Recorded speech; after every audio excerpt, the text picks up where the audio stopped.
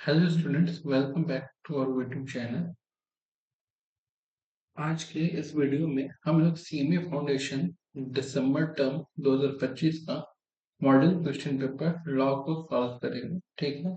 अगर आपको ये पेपर चाहिए मॉडल क्वेश्चन पेपर, तो डिस्क्रिप्शन में मेरे टेलीग्राम चैनल का लिंक है, आप वहां से भी डाउनलोड कर सकते हैं।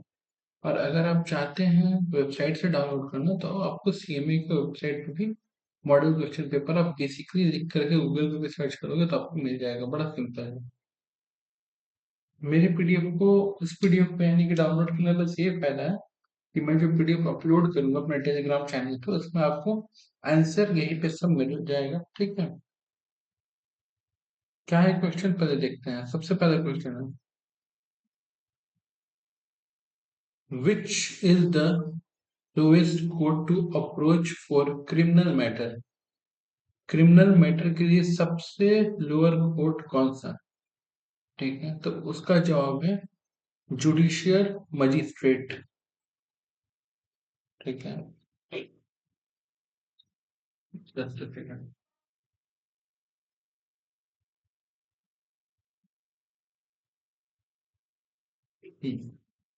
उसका जवाब है judicial magistrate.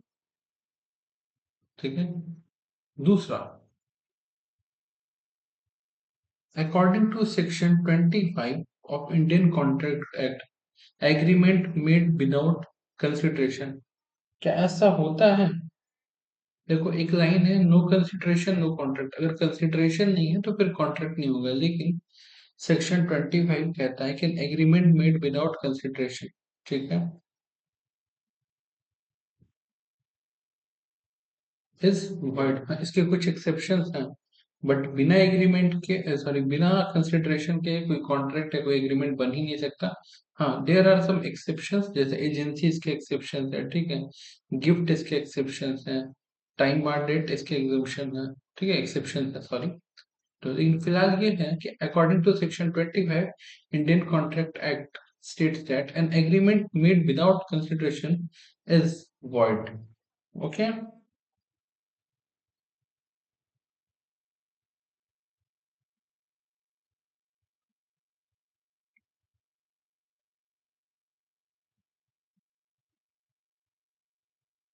Which of the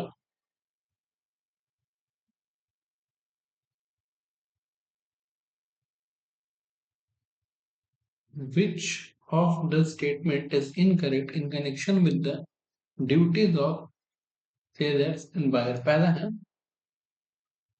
it is not the duty of seller to deliver the goods. हाँ? कह रहे इनकरेक्ट स्टेटमेंट बताना है, तो पहला ही स्टेटमेंट तो इनकरेक्ट है।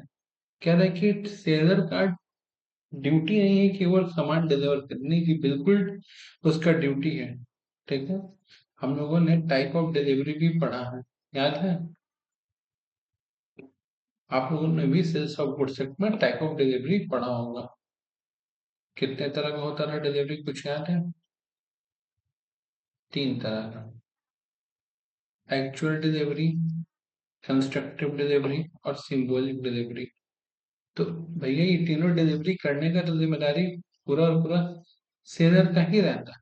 ठीक है। तो इस केस में आंसर है ए, जो मैं यहाँ पे मार्क कर रहा हूँ कि एक इनकरेक्ट बात बोला जा रहा है।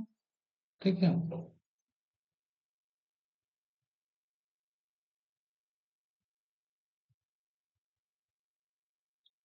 Which of the following may cause an instrument to be ambiguous। ठीक है।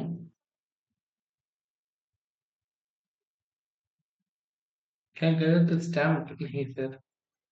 क्या मल्टीपल सिग्नेचर? बिल्कुल नहीं, इंडोर्स के केस में तो होता ही है मल्टीपल सिग्नेचर। रिलेटेड भी, क्या डिले इन पेमेंट? नहीं। Faulty drafting that lead to confusion between bill and note. आपका ड्राफ्टिंग इस तरह का है कि कंफ्यूजन क्रिएट करे कि बिल्स ऑफ एक्सचेंज है कि प्रोमिसरी नोट है। तो इसको हम लोग कहते हैं, जहाँ पे एम्बिगियस का मतलब ही होता है जहाँ पे कंफ्यूजन अराइज होता है कि विच वन इज करेक्ट, ये है या वो है, दैट इज थिंग। तो इसका आंसर होगा 4 का डी।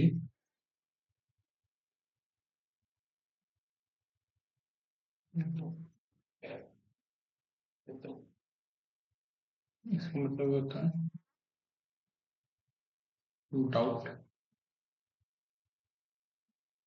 क्रिएशन, एक मतलब, ठीक है। 5 number, which article in the Constitution of India 1950 has provision for introduction of a bill in the Parliament of India? अच्छा कह रहा है कि which article in the Constitution of India 1950 has provision for introduction of bill in the Parliament? किसी bill को introduction करने के लिए कौन सा आर्टिकल का जरूरत पड़ता है? तो अगर आपको याद है तो अच्छा है, मैं बता देता हूँ, इसका आंसर दिया हुआ है आपके बुक में, आर्टिकल नंबर 107। ठीक है। रिमिशन का मतलब क्या होता है? ये टर्म आपको एक्सट्रैक्ट किया गया है कॉन्ट्रैक्ट एक्ट से। ठीक है।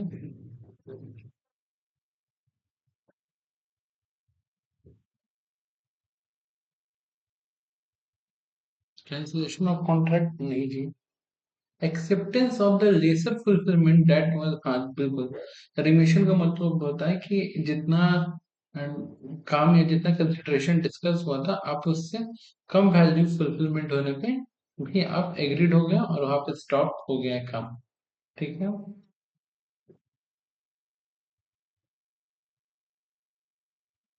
ठीक है, इसका मैं एग्जांपल भी जनरली देता हूँ कि आमतौर पे होता है ऐसा,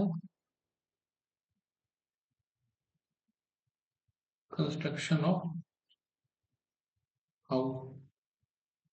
जैसे हमारे यहाँ क्या होता है कि हम जब घर बनवाते हैं, तो उस टाइम में जो हमारे कॉन्ट्रैक्टर होते हैं उनसे बहुत सारा बात होता है। बट अगर धीरे धीरे अगर हमारे कॉन्ट्रैक्टर के बीच में तालमेल नहीं बैठ रहा है, तो फिर जितना काम वो किए रहते हैं वहां तक का पेमेंट करते हैं, फिर वापस स्टॉप करवा के हम लोग किसी और भी कॉन्ट्रैक्टर को दे देते हैं। तो हाँ बिल्कुल बात है कि जितना वो काम करेंगे पेमेंट में उनको उतना ही काम को करना है। ठीक है। तो रिमिशन का तो बेसिक मतलब यही होता है।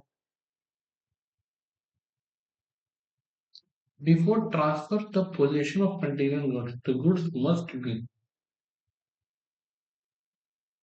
ascertained and apportioned। कि भैया जो कंटीजेंट गुड्स होता है, कंटीजेंट का मतलब ही क्या होता है? मे और मे नॉट, मे और मे नॉट आमतौर पर। बट यहाँ पे कंटीजेंट गुड्स का मतलब क्या है, इसका आप एग्जांपल याद रखना, मैं हमेशा रहती हूँ। हम लोग कोई सामान जब ऑर्डर पे या स्पेसिफिक, ठीक है, ऑर्डर पे हम लोग प्रिपेयर करवाते हैं, उसको कहते हैं। तो आपको सर्टेन करना और अपॉर्चुनेटेड करना बिल्कुल जरूरी है।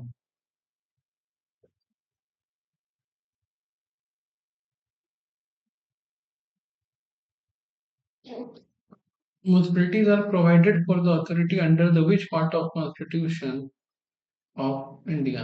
एक तो नहीं है,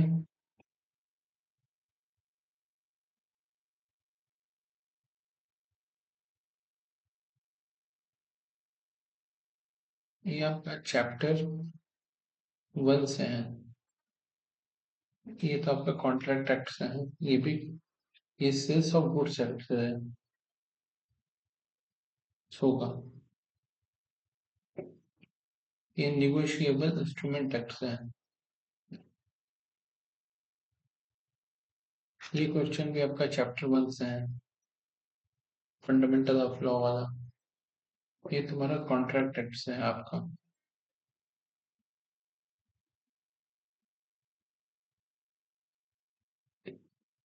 ये आपका सेल्स ऑफ गुड्स एक्ट का है। ये आपका चैप्टर 1 से है। ये कॉन्ट्रैक्ट एक्ट का सवाल है। Can an Indian citizen enter into contract with an alien enemy during war time? ये एलियन एनिमी क्या होता है?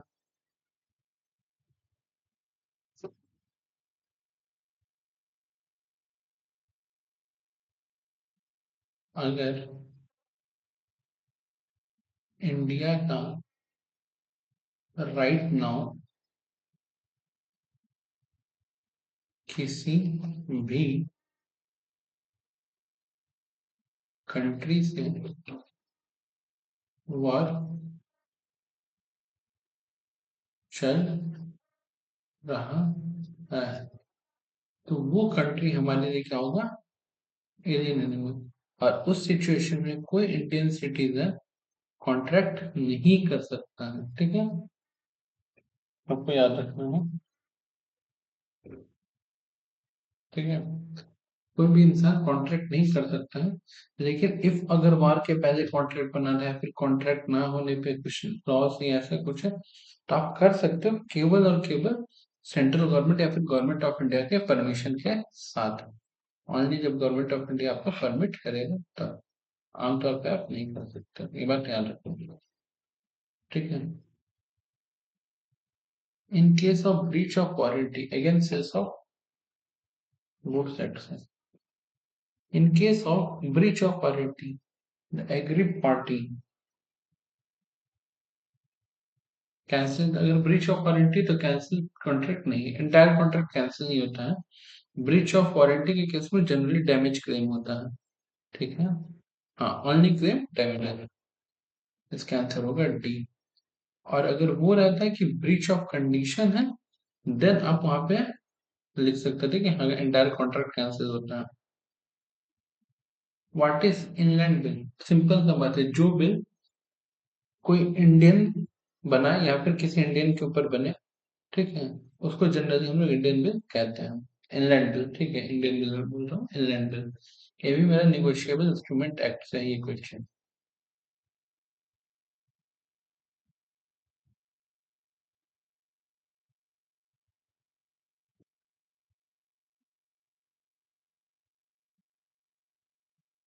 A bill draw payable in India or draw on a person resident in India, हाँ correct, ये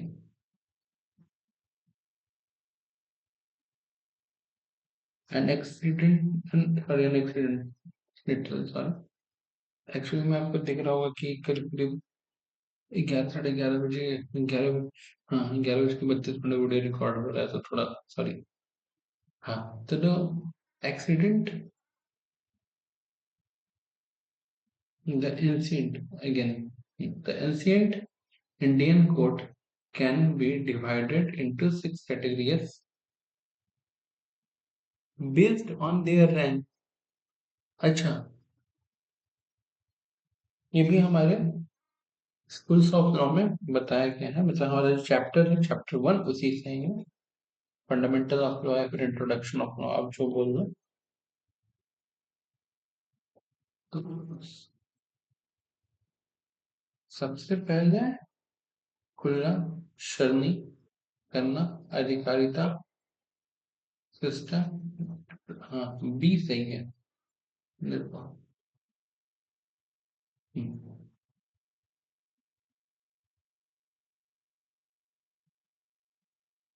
again negotiable instrument act क्या रहा है, the term a check in electronic form is defined in negotiable instrument act and अच्छा, ये electronic check किस section में define है,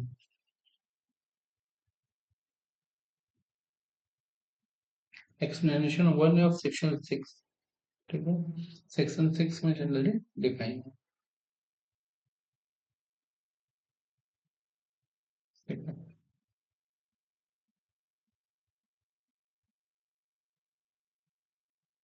A promise made without the intention to perform it, अच्छा कह रहा है कि आप एक प्रॉमिस कर रहे हो जिसमें आपका इंटेंशन नहीं है कि आप वो काम नहीं करोगे, तो फिर उसको क्या बोलते हैं, बताइए।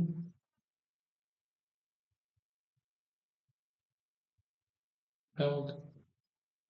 आप जिस वक्त प्रॉमिस कर रहे हैं उसी वक्त आपका इंटेंशन है कि हम परफॉर्म नहीं करेंगे, दैट मीन कि you are doing a promise with intention of fraud, आप इंटेंशनली वो काम नहीं करेंगे तो ये तो फ्रॉड हुआ ना, अनइंटेंशनली होता तो बात होता कि ठीक है मिस्टेक हो गया है, ठीक है,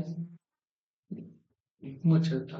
बट अगर आप ये जानबूझ के आप कर रहे हैं कोई प्रॉमिस, कि हम प्रॉमिस तो कर रहे हैं बट काम फुलफिल नहीं करेंगे, that situation is an example of fraud.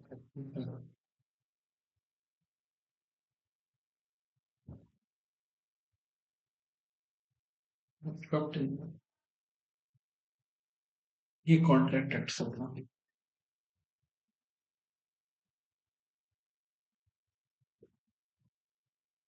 15 number, the warranty that the goods are free from any legal claim or charge is called, अच्छा वारंटी अनकम्बरेंस ऑफ चार्जेस है, चार वारंटी होता था, अच्छा ऑप्शन में चारों वारंटी आपको दिया है, ये अनकम्बरेंस ऑफ चार्जेस है, मतलब फ्री फ्रॉम एनी ऑब्लिगेशन। 15 ए होगा।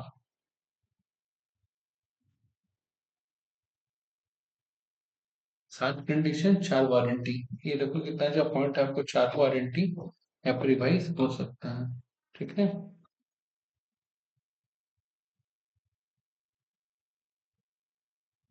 15 ये भी आपको मिलेगा सेल्स ऑफ गुड्स एक्ट से। 16 नंबर, क्लियरिंग हाउस, आरबीआई, ये हमारा नेगोशिएबल इंस्ट्रूमेंट एक्ट है।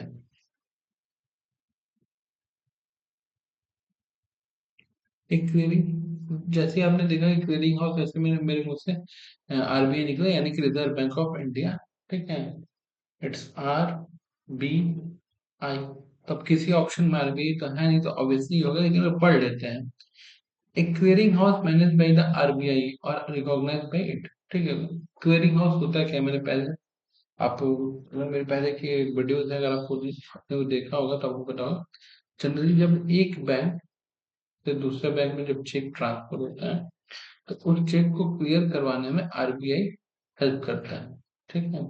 थोड़ा सा मैं समझा देता हूँ कि सपोज दैट क्लियरिंग हाउस के बारे में, यहाँ पे कि ए ने बी को चेक दिया, बी ने उस चेक को अपने बैंक में डिपॉजिट किया, बैंक को चेक आरबीआई के पास भेजा, आरबीआई ने ए के बैंक से, ए का जहाँ पे बैंक था वहां से वेरीफाई करवाया, और तब पेमेंट होता है, करेक्ट।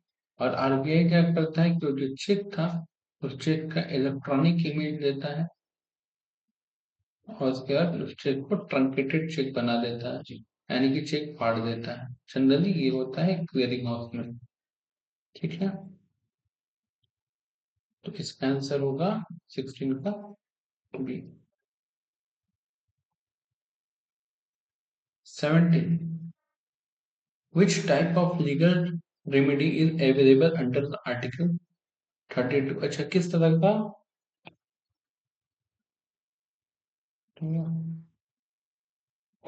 राइट्स, आर्टिकल 32 में। 18, which type of check ensure the payment only into a bank account not in cash, कैसा, जनरली क्रॉस चेक ही होता है, ठीक है। क्रॉस चेक, क्रॉस चेक किया ही जाता है प्रोटेक्टेड के लिए, यानी कि मान लो क्रॉस चेक का एक एग्जाम्पल, ये चेकबुक है, ठीक है, ये आपका चेक है, इस चेक में पूरा डिटेल्स वगैरह लिखना है, अगर आप कहीं पे भी ऐसे दो क्रॉस कर देते हो, it mean your check become protected, ठीक है। और इसका पैसा केवल और केवल आपको बैंक अकाउंट में ही मिलेगा। तो 18 का बी। 19 का,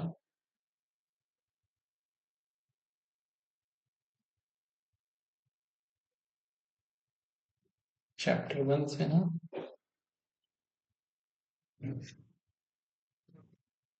ये negotiable instrument acts,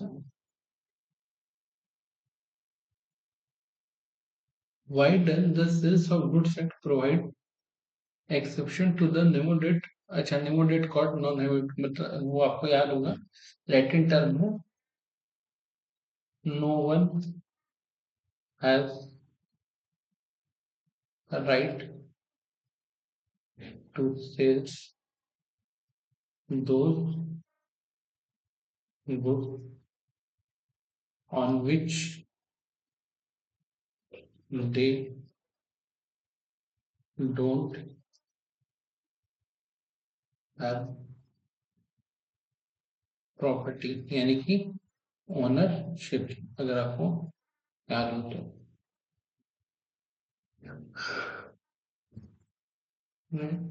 इन एक्सेप्शन से इसका क्यों प्रोवाइड किया जाता है?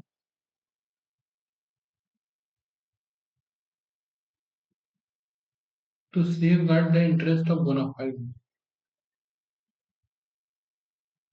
To safeguard the interest of bona fide buyer who act in good faith. इस वजह से इसका बनाएगा। अब जैसे कि एग्जांपल मान कि हम लोग गए रिलायंस ट्रेंड में, और वहां से जाके कपड़ा खरीदे, तो वहां पे तो मुकेश अंबानी है नहीं कि वो हमें कपड़ा, क्योंकि सारा प्रॉपर्टी उनका, सब कुछ उनका, तो मान लो वो बेचे, तो वहां पे एजेंट होता है, वो एजेंट हम लोग को सामान सप्लाई करता है, और हम लोग उससे ये सामान खरीदते हैं बिलीव से कि इसके पास अथॉरिटी है सामान सेल करने का, तभी हमको सामान सेल कर रहा है। ठीक है, इस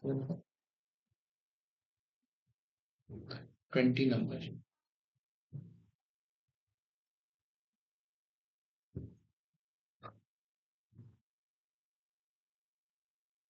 ABN sales of food sets and 20 number. What is the key element that distinguishes an offer from an invitation to offer? क्या ऐसा चीज है जो ऑफर और इनविटेशन टू ऑफर में डिफरेंस क्रिएट करता है? ठीक है,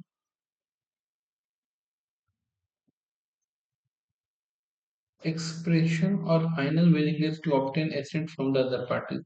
जब आप सामने वाले के एसेंट के लिए वेट करते हो, या फिर सामने वाले का एसेंट का विलिंगनेस दिखता है, एट दैट सिचुएशन, यही मेनली डिफरेंस डिफरेंस है।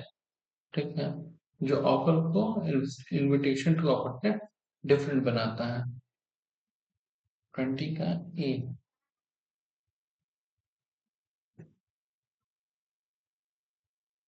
21 का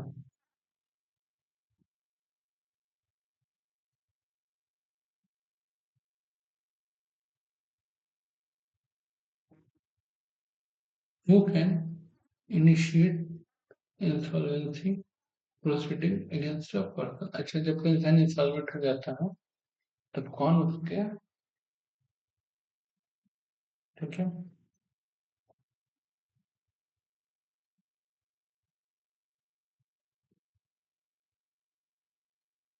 ये चैप्टर कौन सा है? क्रेडिटर, भैया जिसका पैसा बाकी, यानी जिसको पैसा मिलने वाला है, जिसके जिसके लिए डेटर है, वही ना केस करेगा। तो कोई भी क्रेडिटर प्रोसीडिंग स्टार्ट करवाता है।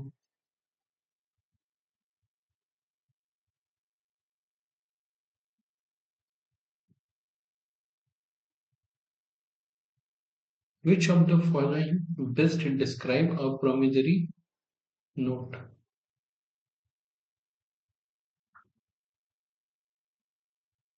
I promise to pay 5,000 रुपया to Mr. A और ऑर्डर, ये सबसे करेक्ट है। 22 का बी। यहाँ पे यू कौन है, ये डिफाइन नहीं है। इस सेंटेंस में प्रॉमिस टू पे आफ्टर पेमेंट फ्रॉम मिस्टर, यहाँ पे कंडीशन जोड़ दे रहे हो आप, ये भी सही नहीं है। और यहाँ पे आप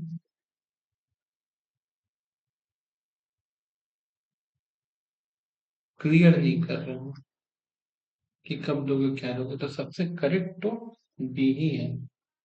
ठीक है,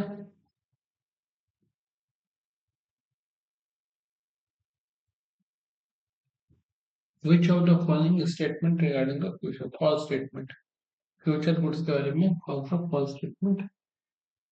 फ्यूचर गुड्स उसको कहते हैं जहाँ पे डिटरमाइंड रहता है कि सामान आपके पास आने ही वाला है या फिर आएगा ही, और कंटीजेंट होता है जो आने वाला होता है बट वो कंफर्मेशन नहीं होता है आमतौर पर। अब देखते हैं क्या क्या बोला। 23 नंबर में कह रहा है, they are goods that will be acquired by the seller after contract. नहीं, a present sale of future goods transfer ownership immediately.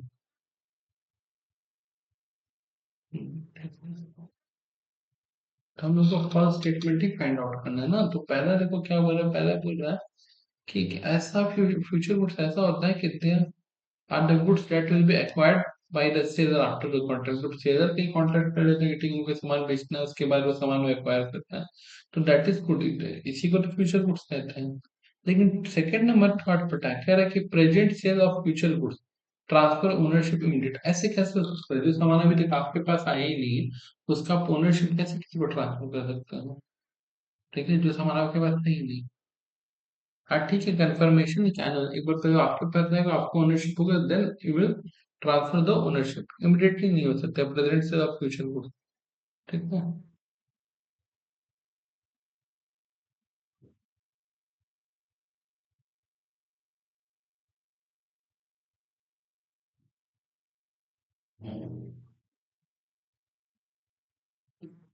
Negotiable instrument act,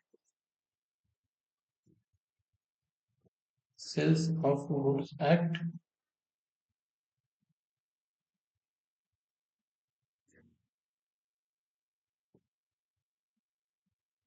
contract act. क्या कह रहा हूँ? Which of the following is true regarding the revocation of acceptance? इसमें से कौन सा true है? Acceptance can be revoke any time before the contract है, नहीं। Acceptance can be revoked after the letter is received by the offerer, नहीं। एक बार offer को अगर एक्सेप्टेंस में गया देन उसका फिर परफॉर्मेंस हो गई।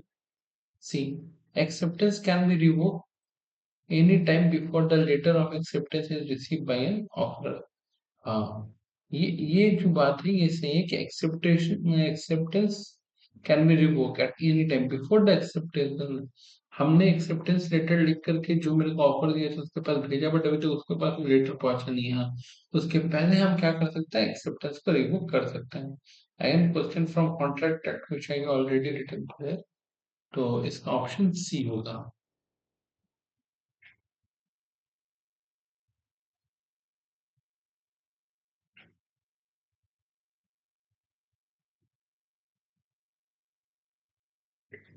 25 number, which is the effect of a minor minor drawing, ठीक है, endorsing, delivering or negotiating of negotiable instrument act, NI से negotiable instrument act से कह रहा है कि what is the effect of the minor drawing, endorsing, delivering or negotiating, ठीक है। The instrument remain valid and binding on all the parties except the minor। हाँ, इसका ऑप्शन डी हो।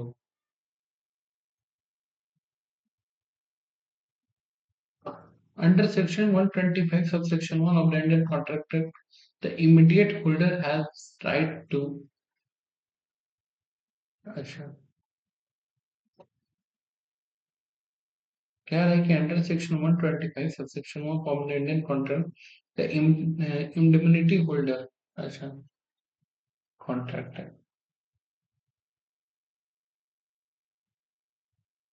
कॉन्ट्रैक्ट ऑफ इंडemnity से पूछा गया कि indemnity holder has right to recover, वो रिकवर कर सकते हैं। यानी कि अगर इंडemnity होल्डर क्या होता है कि जैसे कि मैंने आपसे वादा किया था कि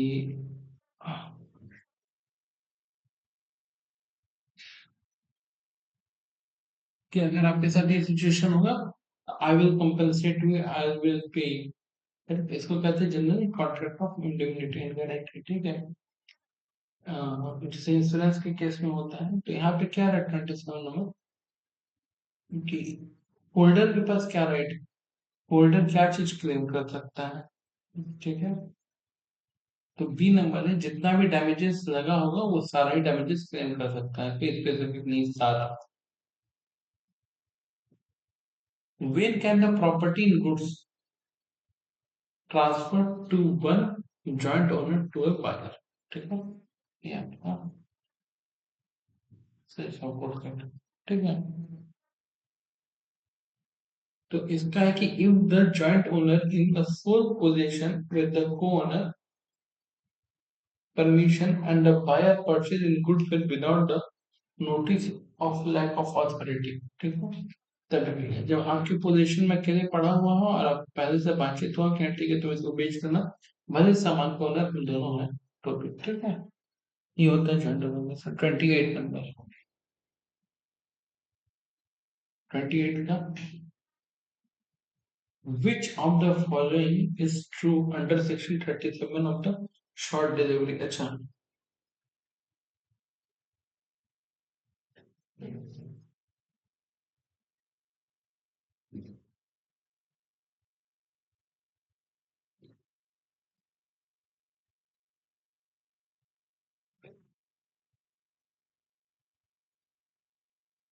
the buyer accept and reject the short delivery, buyer accept करके reject कर देता है। 29 number,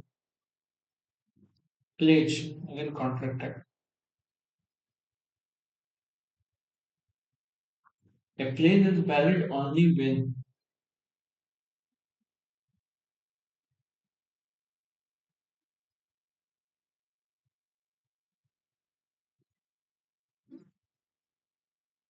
the goods are delivered as a security for debt or obligation। हाँ मतलब प्लेज क्या होता है, जब आप कुछ चीज गिरवी रखते हो तो आप ही क्यों दे रहे हो, एज सिक्योरिटी के रूप में दे रहे हो कि अगर कोई को मैं पैसा ना चुका पाऊँ आपके एसेट्स पे ना सीज कर सकते हो, रख सकते हो, या फिर ये सामान रखो जब मैं आपको पैसे चुका दूंगा तो then you refund the things, मतलब जो भी सामान आपको मुझे वापस करोगे।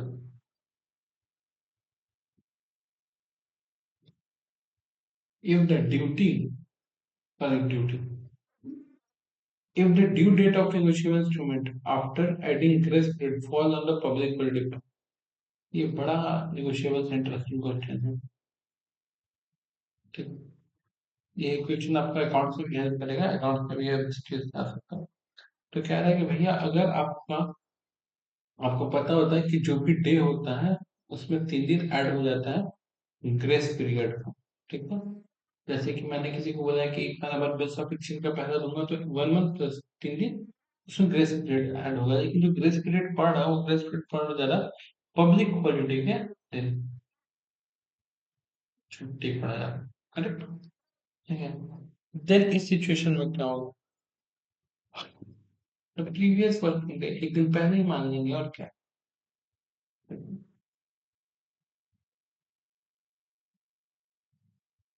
एक दिन पहले।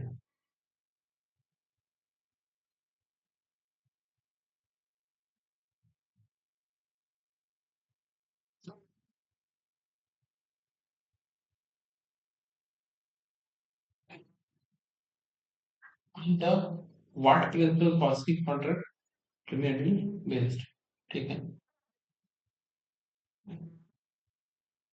इक्विटी एंड जस्टिस, देखो पॉलिसी कॉन्ट्रैक्ट क्या होगा, policy contract is a type of contract which is not actually a contract but it represent itself like a contract, ठीक है। तो जो इक्विटी और जस्टिस पे होता है, फॉर एग्जांपल कि अ, उसमें बहुत सारे लोग पढ़े थे कि जैसे कि क्लेम फॉर नेसेसिटीज, कि अगर आप किसी को नेसेसिटीज प्रोवाइड कर रहे हो तो डजंट मैटर कि वो माइनर है कि अनसाउंड माइंड है, बट यू कैन क्लेम क्योंकि आपने उसको कुछ प्रोवाइड कर रहा है। या फिर जैसे मान लो कि आपके पड़ोसी का डिलीवरी आपके घर में आता है तो आपके पड़ोसी के भी अपने कॉन्ट्रैक्ट किया नहीं क्योंकि मेरा पार्सल आपके पास है तो आप रख लीजिए या फिर ऐसा, बट आप ये करते हो कि पार्सल उस पर रिटर्न करते हो। तो यहाँ पे किसी भी तरह का ऑफर एंड एक्सेप्टेंस नहीं है, बट फिर भी इक्विटी एंड जस्टिस के पर्पज की जरूरत करता है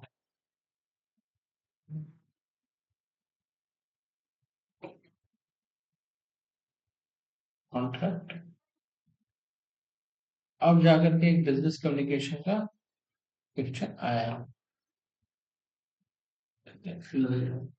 what does encoding refer in the communication, encoding क्या होता है ना, ठीक है। मैसेज को अपने लिए वर्बल नॉन वर्बल मैसेज को अपने लिए ट्रांसलेट करना है, फिर उसको समझना, उसको कहते हैं हम लोग।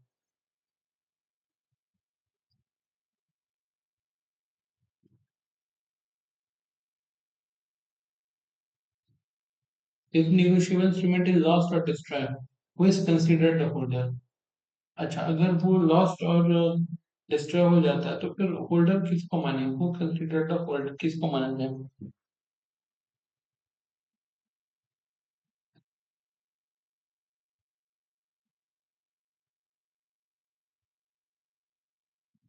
पर्सन इंटाइटल जिसके हाथ से खोया है या जिसके पास में डिस्ट्रक्शन हुआ है वही था holder. The person entitle to position at the time of such, जिसकी पोजीशन में होगा at the time of loss और डिस्ट्रक्शन, जिसके हाथ से खोया था या फिर जिसके हाथ से वो डिस्ट्रक्शन हुआ था, बर्बाद हुआ था, उसी का माना जाएगा। 34 नंबर अब देखते हैं। A and B enter into an agreement to trade goods next year, the but the type, price, and date of delivery are not decided. Later, A back out and B sue for breach. Will court treat this a valid contract? है तो पहले contractor चाहिए तो clear कर।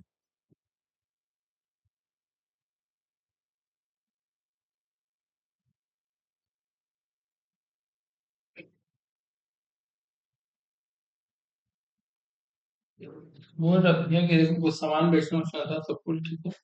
अब price और date of delivery तय नहीं हुआ तो भैया क्या है कॉन्ट्रैक्ट वैलिड होगा? ऑप्शन ए बोल रहा है नहीं भैया वैलिड नहीं होगा, ऑप्शन बी क्या बोल रहा है नो, और ऑप्शन डी बोल रहा है नो। तो फिर देखते हैं because D not confirm in writing, writing का बात ही नहीं ना है।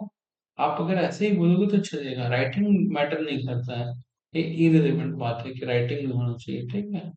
ये बेकार का पॉइंट है, इसका जवाब हाँ ये पॉइंट सही है क्योंकि यहाँ पे नो है, पहले तो इजी से गेस कर ले।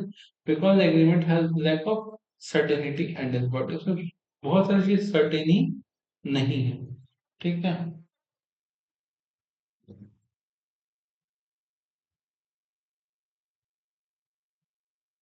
विच of the following refer the use of touch in communication?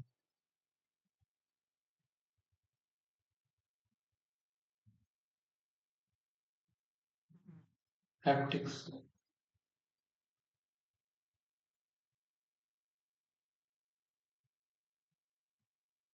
ये फिर आपका बिजनेस कम्युनिकेशन है।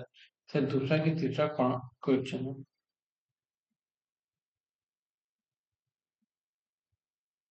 Next 36 what should a business do before reacting to information? अच्छा ये भी बिजनेस कम्युनिकेशन में है। What should a business do before reacting to information? See online, अच्छा ठीक है।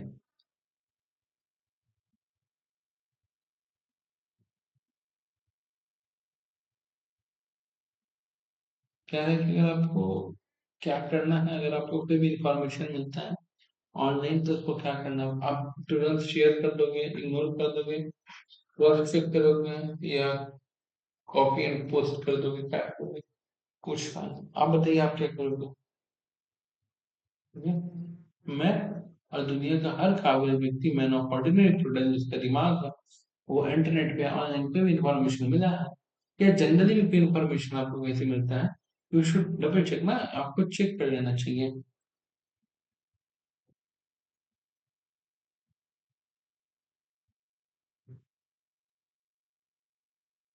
अच्छा कह रहा है कि अगर किसी चेक के ऊपर नॉट निगोशिएबल लिखा हो तो पहले मतलब यार नोट नॉट निगोशिएबल का मतलब ये नहीं है कि चेक ट्रांसफर नहीं होगा। नॉट निगोशिएबल का मतलब क्या होता है?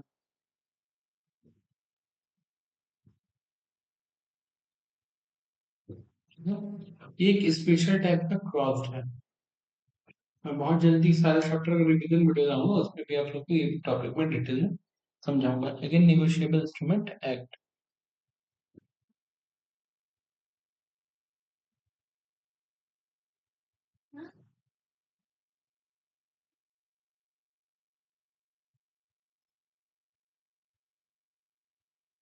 अच्छा प्रिविटी ऑफ कॉन्ट्रैक्ट क्या होता है? कि भैया जो आदमी कॉन्ट्रैक्ट में नहीं भी था बट वो अपने बेनिफिट के लिए सामने वाले को सू कर सकता है, ठीक है। इसी को हम लोग doctrine of privity of contract कहते थे, ठीक है।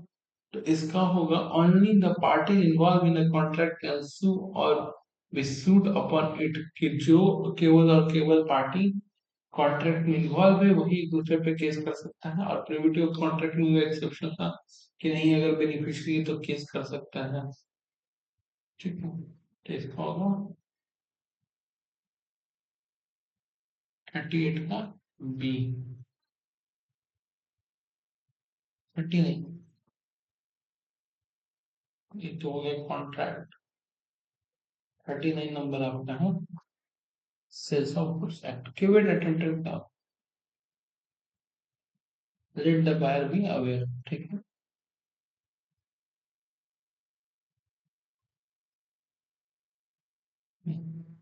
कह रहे हैं सर कौन सा,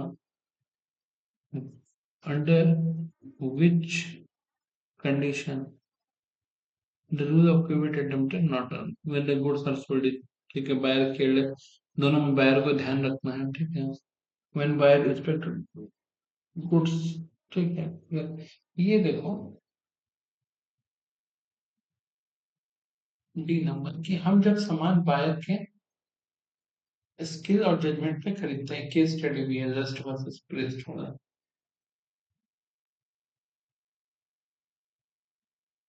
ठीक है। 40 number, what should be the communicator avoid to prevent symmetric barriers। अच्छा, बिजनेस कम्युनिकेशन का है, ठीक है। जब एक वर्ड का सिमेट्रिक बैरियर का मतलब जब एक वर्ड का दो दो या तीन तीन मीनिंग होता, in that situation. Quantum merit आपका कॉन्ट्रैक्ट रखता है।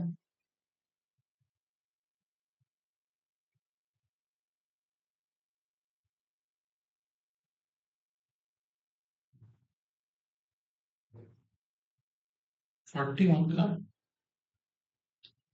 क्वांटम मेरिट किसको कहते हैं कि जैसा आप काम करोगे वैसा आपको पैसा मिलेगा, that is as much as you serve as much as you earn, उसी को कहते हैं क्वांटम मेरिट, ठीक है। One party partially perform and other party prevent the further performance, इसी को कहते हैं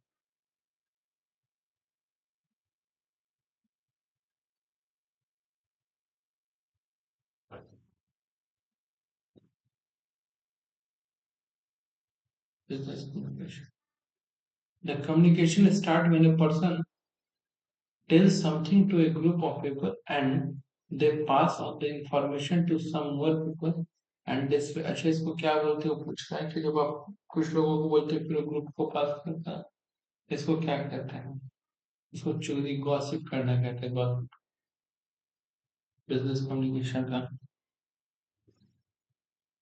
A seller saw a cotton fabric sample to the buyer and described it 100% organic. Delivery goods match the sample but are not organic. The buyer में क्या करेगा, जैसा सामान, अच्छा सैंपल एरर एंड डिस्क्रिप्शन वाला मैटर है तो, ठीक है।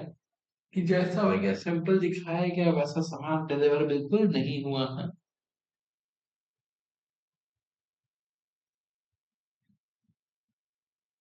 सामान रिजेक्ट कर देगा, reject the good due to mismatch in the description.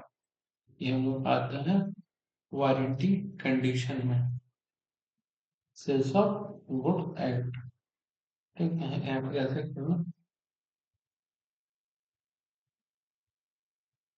Implied condition.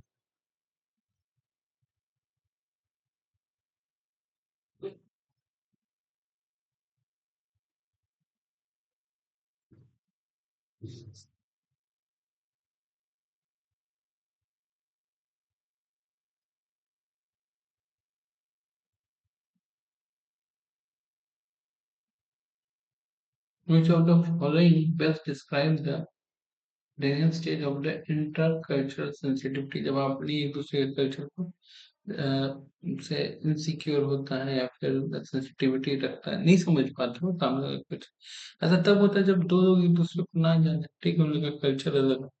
तो देखो individual are completely unaware of the culture and difference, एक दूसरे के कल्चर के बारे में ना पता हो। बी नंबर,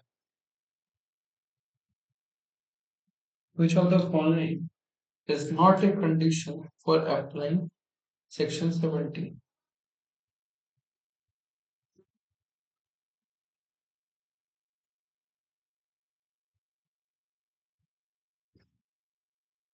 ठीक है, जब आपको एक काम ग्रेटिट्यूस गिफ्ट के रूप में, मदद के रूप में करते हो तब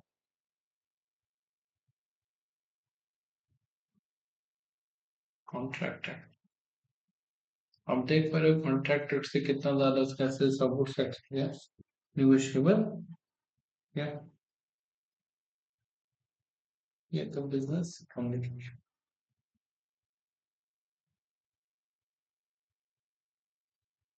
बिजनेस कम्युनिकेशन में बोलो, which type of letter does a seller send in response to an inquiry letter to provide?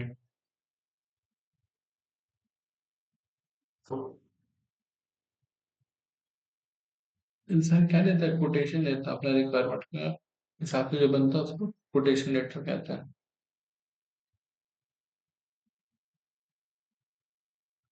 47, which of the following is not a direct benefit of the cloud users mentioned in the text? ठीक है, ये भी business communication से ही है। Which of the following is not a direct benefit of cloud users mentioned in the text? क्या होगा इसका?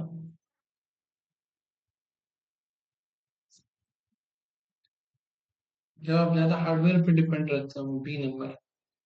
ठीक है,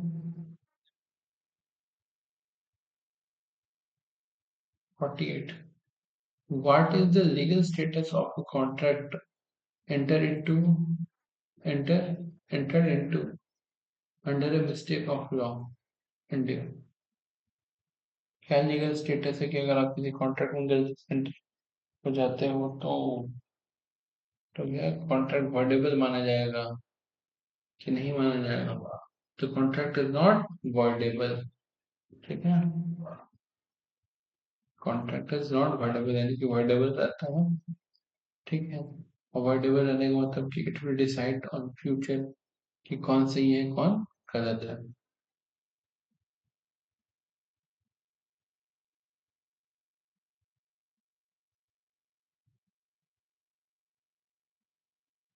why the upward communication, again ये बिजनेस कम्युनिकेशन था। क्यों ये upward communication encourage in the modern organization, ऐसा क्यों? It enforce the strict control, नहीं स्ट्रिक्ट हूँ। इट रिफ्लेक्टेड, हाँ, डेमोक्रेटिक वर्क कल्चर की। देखिए हमारे यहाँ पे सबको बोलने का और सबको सुनने का अधिकार है। हम लोग यहाँ पे तानाशाही नहीं, ऑटोक्रेटिक नहीं, डेमोक्रेटिक चला था। ऑटोक्रेटिक बोला, ऑटोक्रेटिक। ठीक है, जहाँ पे गवर्नमेंट की मर्जी। लास्ट क्वेश्चन, और अब ये हम लोग का कंप्लीट होने वाला है। The main difference between the clusteration and gossipation. Gossipation तो अभी हमने पढ़ा, चुगली करना। ठीक है, क्लस्टरशन स्प्रेड, ठीक है, gossipation spread randomly, clusteration spread through the trust based link. ठीक है, दोनों सेम चीज है। एक जब आपको किसी से पता चल जाए तो उसको कहते हैं गॉसिप, जहाँ पे ट्रस्ट बेस्ड पे काम हो रहा है उसको कहते हैं क्लस्टर। आई होप आपको यहाँ तक समझ में आया हो। मिलते हैं नेक्स्ट नए वीडियो के साथ। तब तक के लिए ध्यान रखें, जम के पढ़ाई करें, और भी मैं कोशिश कर रहा हूँ बहुत चीज लाने का। ठीक है, थैंक यू।